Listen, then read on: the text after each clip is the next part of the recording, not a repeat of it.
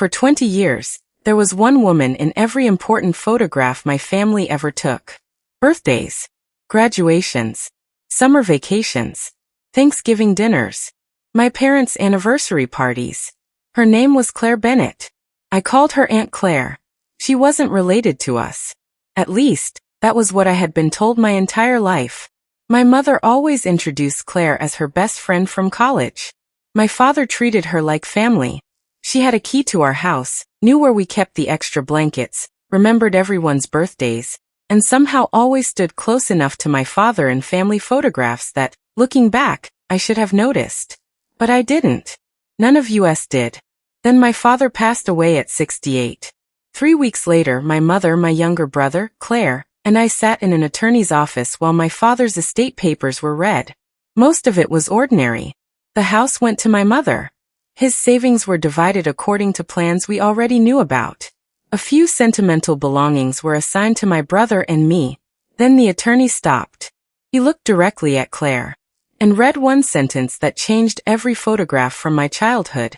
My collection of family photographs, personal letters, and the contents of the locked cabinet in my study are to be released jointly to my daughter, Emily Harper, and Claire Bennett. Neither may receive them without the other present. I stared at Claire. She went completely pale. My mother whispered, "Richard, why would you do this?" But Claire said something even stranger. "He promised me those would never come out." That was the moment I realized my father hadn't left us a collection of memories. He had left us the truth. And everyone in that room, except me, seemed to already know what it was. Claire had been part of my life for as long as I could remember. My earliest memory of her was my 5th birthday. There's a photograph from that afternoon. I'm standing between my parents with frosting on my cheek. My younger brother, Noah, is sitting on the floor. And Claire is behind us. She's laughing. One hand is resting on my mother's shoulder. The other is on my father's. Growing up, I never questioned it.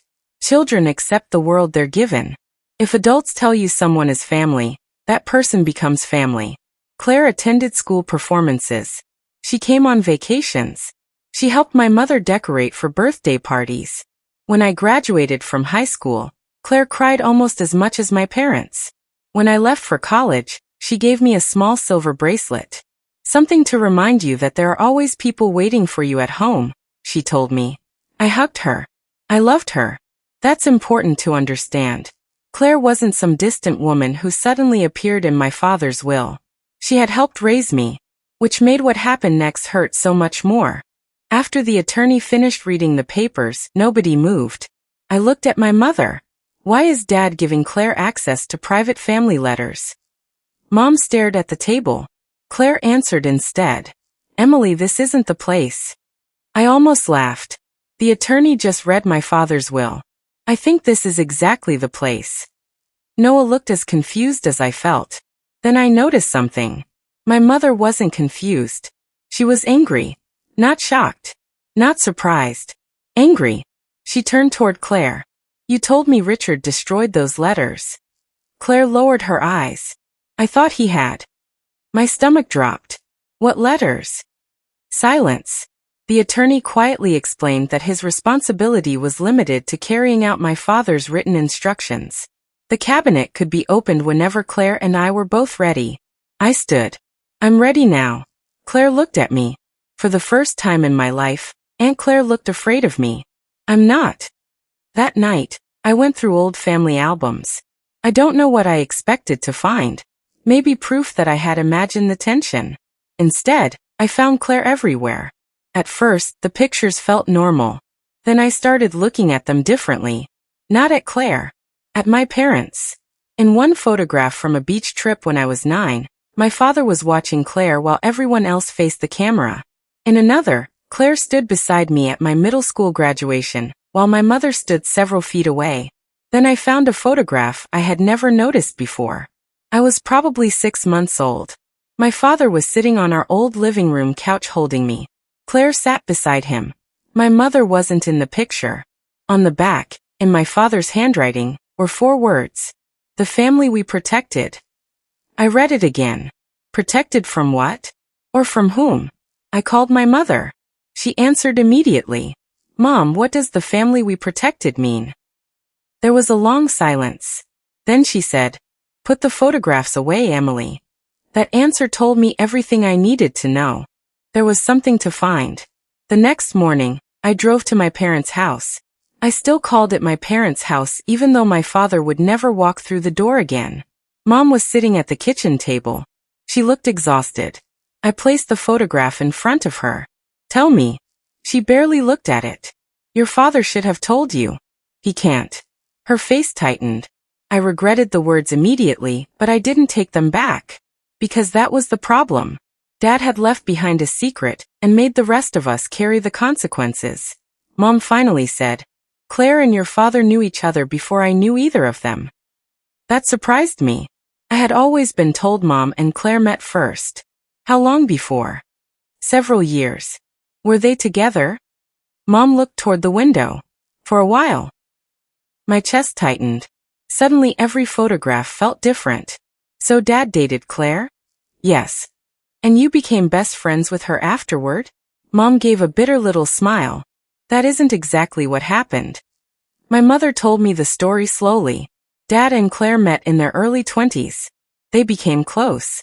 Very close. Then something happened between them, and Claire disappeared from his life for nearly 2 years. During that time, Dad met my mother. They married. Then Claire came back. I asked the obvious question. Why? Mom wouldn't answer. Instead, she said, "Your father asked me to let her be part of our lives." "Why would you agree to that?" Mom looked directly at me. "Because I thought I understood the reason." That sentence stayed with me. She thought she understood. Meaning she eventually learned she didn't. What did Dad tell you? That Claire had nobody. That she had been through something difficult. That she needed people around her. And you believed him? For years. I felt something cold settle inside me. Then what did you discover? Mom's eyes filled with pain. Something that made leaving harder than staying. Claire called me 2 days later. Her voice sounded different. Smaller. "I'll meet you at the house." We barely spoke when she arrived. My father's study still smelled like him. Old books, cedar, coffee. The locked cabinet stood behind his desk. I had seen it hundreds of times. Dad always kept the key with his important documents. Claire stared at it. "You can still walk away," she said. I turned toward her. From my own family history? Sometimes knowing doesn't repair anything. No. But lying destroys things just fine. She flinched. I didn't apologize. I opened the cabinet. Inside were 3 boxes. One marked Claire. One marked Margaret, my mother's name. And one marked with mine. Emily. My hands started shaking. Why did my father have a secret box with my name on it? Claire's box contained letters dating back almost 40 years. I opened the oldest one. It was from my father. I expected romance. Instead, I found an apology. He wrote about a decision they had made when they were young. A decision they believed would protect a child. My heart started pounding. I looked at Claire. What child? She covered her mouth. I kept reading. Another letter mentioned a hospital. Another mentioned paperwork. Then I found a sentence that made me stop. Margaret loves her as if she came from her own heart. We cannot destroy that now. Her. I looked toward the box with my name on it. Claire began crying quietly. No. That was all I could say. No. Claire whispered. Emily. I backed away. Don't say my name. Because suddenly I understood why my father had required both of us to be there. Claire wasn't just my mother's best friend. She was my biological mother. I wish I could say I screamed. I didn't. Shock can be strangely quiet. I sat in my father's chair and stared at Claire. 38 years of memories moved through my mind. Every birthday hug. Every graduation. Every vacation. Every time she called me sweetheart. Every time she said she loved me. You watched me call someone else Mom. Claire wiped her face. Yes. You stood beside us in photographs. Yes. You knew. Every day. And my father knew? Yes. I looked toward the doorway. And my mother? Claire hesitated. That hesitation mattered. When did she find out? Emily. When? Claire whispered. You were 12. That hurt almost worse. My mother had known for 26 years. My father had known my entire life. Claire had known my entire life. 3 adults had built my childhood around a truth they decided I didn't deserve to know.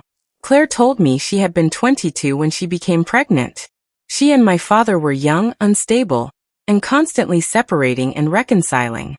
By the time I was born, their relationship had ended. Claire was struggling financially and emotionally. My father wanted to raise me. Claire agreed. Then my father met Margaret. My mother. Margaret eventually became the person who raised me from infancy. Claire stayed away at first. But she couldn't stay away forever. When I was almost 3, she contacted my father. She didn't ask to take me. She asked to see me. Dad refused at first. Eventually, they created the arrangement that shaped my entire childhood. Claire could be part of my life. But only as Aunt Claire. You agreed to that? I thought having part of you was better than having none of you. For you, maybe. She closed her eyes.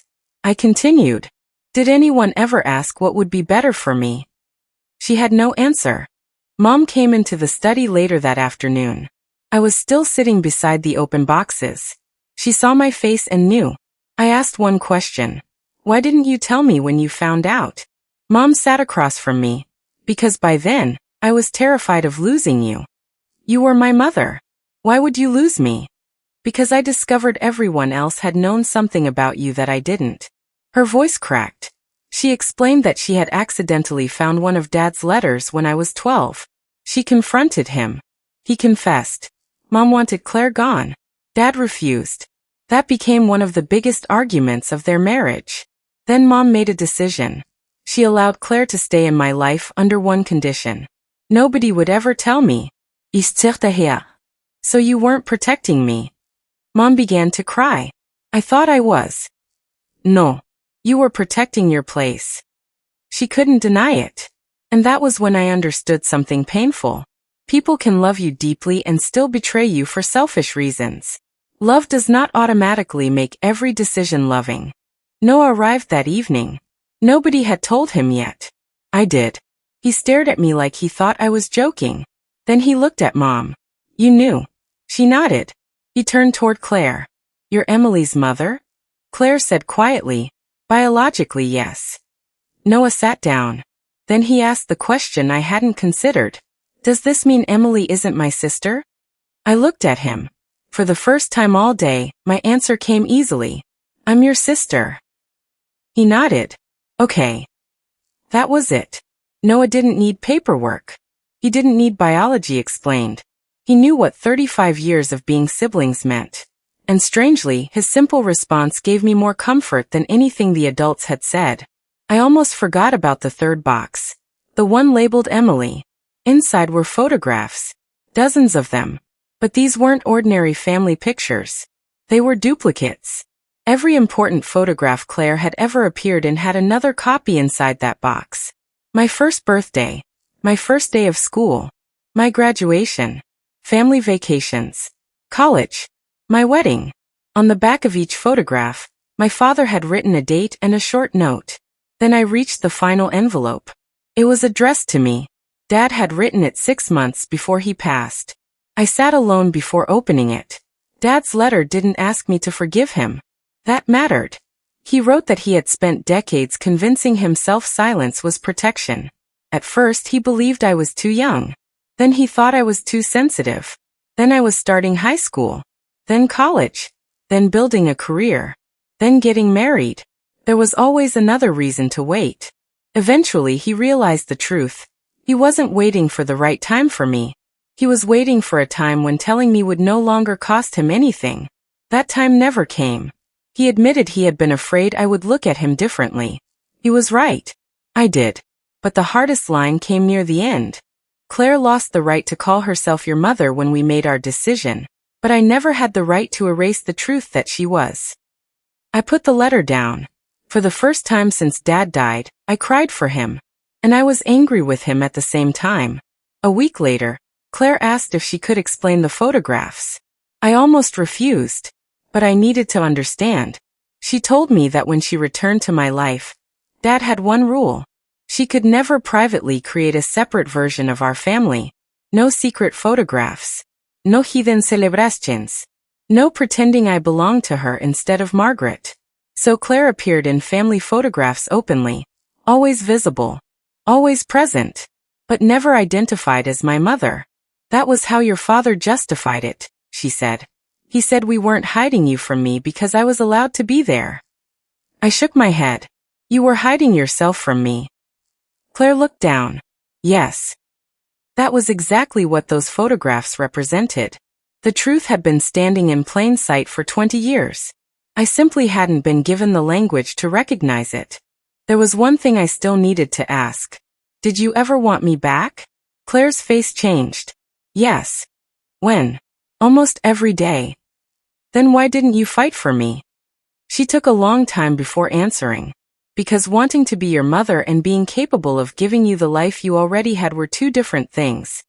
It was the first answer she gave me that didn't sound like an excuse. She told me there were moments when she nearly revealed everything. My 16th birthday. My high school graduation. The night before my wedding. Each time Dad convinced her not to. And each time, she allowed herself to be convinced. I was afraid you would hate me. I looked at her. And now I'm afraid you have every reason to. For several weeks, I couldn't look at our family photographs. I took them down in my house. My husband didn't question me. He simply helped.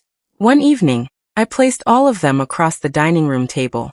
For years, I had believed photographs preserved truth. Now I understood they only preserved moments.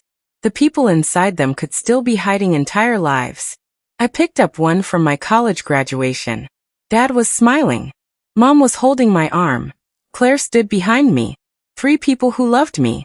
3 people lying to me. That contradiction was difficult to accept.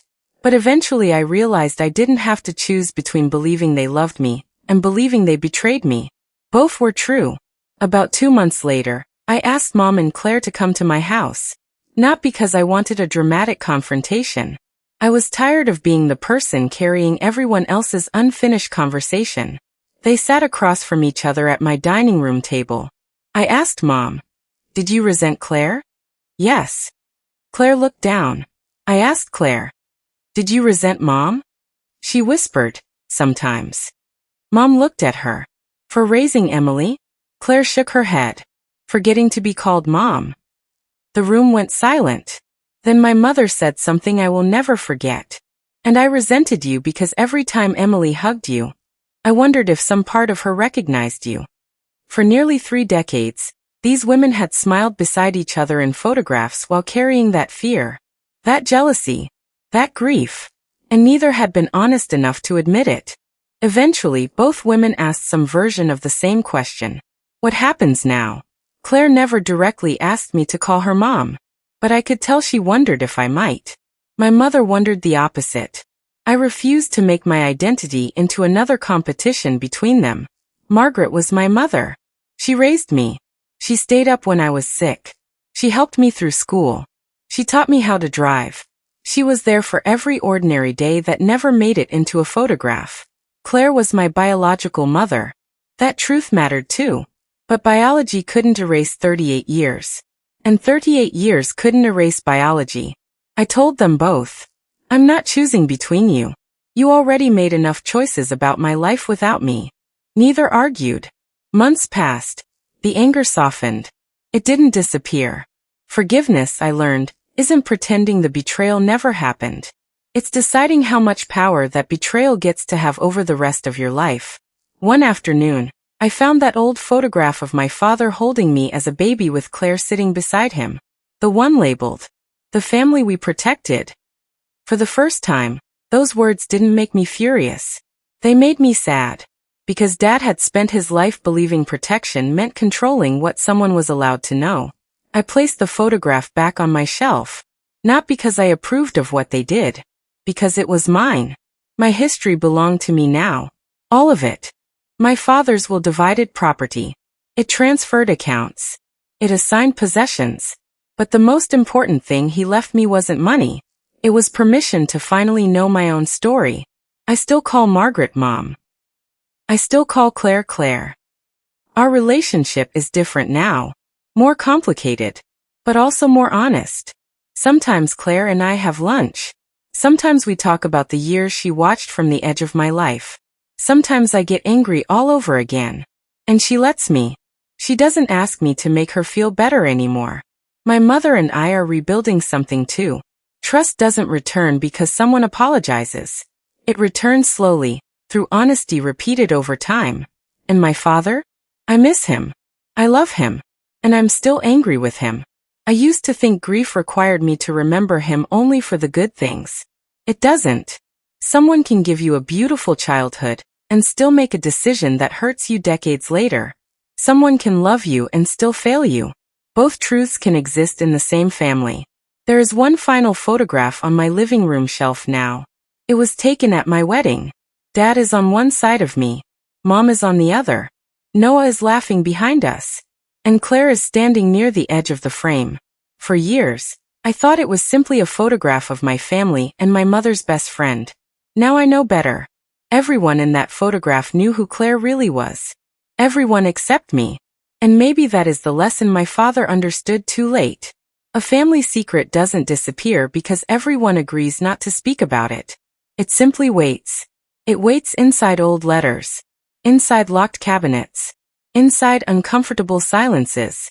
Sometimes, it even waits inside photographs hanging openly on the wall. And when the truth finally comes out, the deepest betrayal isn't always what happened years ago. Sometimes it's realizing how many people you trusted looked you in the eyes every single day, and decided you weren't ready to know your own life.